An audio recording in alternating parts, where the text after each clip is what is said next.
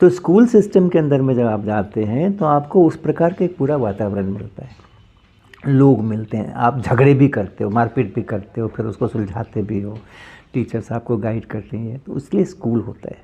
Okay, coaching जो है उनका मैंडेट बहुत क्लियर है कि आपको वो किसी एक ख़ास परीक्षा के लिए तैयार कर रहे हैं। जेई के लिए करें, नीट के लिए करें, एनडीए के लिए करें, यूपीएससी के लिए करें, एक ख़ास परीक्षा के लिए तैयार होने से अलावा और कोई भी उनका दूसरा मैंडेट नहीं है।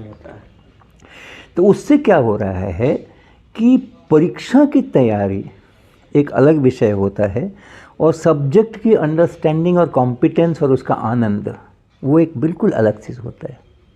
तो कोचिंग में जा कर के ये चीज़ें उपेक्षित हो जाती हैं। सब्जेक्ट का आनंद कोई मतलब नहीं है उससे, कॉन्सेप्ट की क्लैरिटी कोई मतलब नहीं उससे, मेरा परीक्षा में जो आने वाला सवाल है वो कैसे बन जाएगा उसी के ऊपर सारा का सारा फोकस है। उसके बाद बायोलॉजिकल प्रॉब्लम्स हैं, क्योंकि वो इतना स्ट्रेस होता है वहाँ पे, कॉम्पिटिशन्स तो ज़्यादा होते हैं, 20 लाख बच्चे जेई में होते हैं और उनके 20,000 उनके पास सीट भी नहीं है आईआईटीज़ के पास में, एनआईटीज़ वगैरह मिला दो तो 40,000 हो जाएंगे, 50,000 हो जाएंगे। तो उतने स्ट्रेस के अंदर में जब उसको 2 साल 3 साल रखेंगे हम at the growing age of 17 years 18 years 16 years, उस वाली एज के अंदर में उसको आप इतने स्ट्रेस में रखोगे तो बायोलॉजिकल प्रॉब्लम्स होने वाले हैं।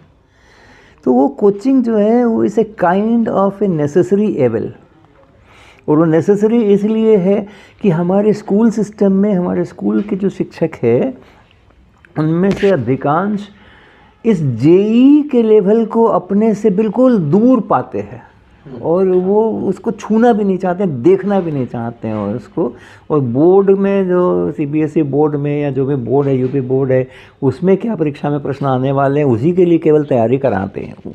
तो ऐसे लगता है कि उनकी क्षमता वहीं तक है।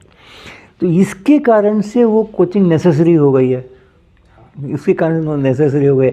वो नेसेसरी हो गए तो साथ में स्कूल भी अगर कराए हैं तो फिर तो उसका और बायोलॉजी ख़राब है।